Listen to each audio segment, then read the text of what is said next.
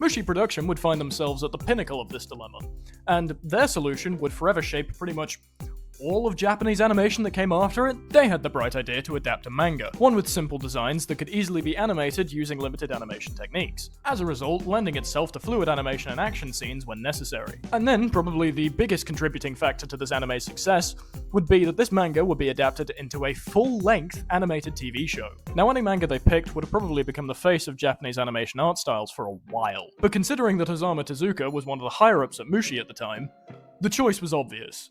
And as such, Astro Boy began airing in 1963. Now, it's important to understand why it is that Astro Boy looks as good as it does. This video is about art styles, after all. Well, to start, the show is extremely stylized, which means that nobody on the animation staff ever had to worry about anatomy or correct proportions, which was a massive time saver. Not to mention how simple these fellas looked, which made it rather simple to move them around the screen. Especially the main character. Astro Boy himself only really has detailings around his joints, which means that he can be rapidly drawn and made to look very kinetic very quickly. The main appeal of this design, however, is the eyes.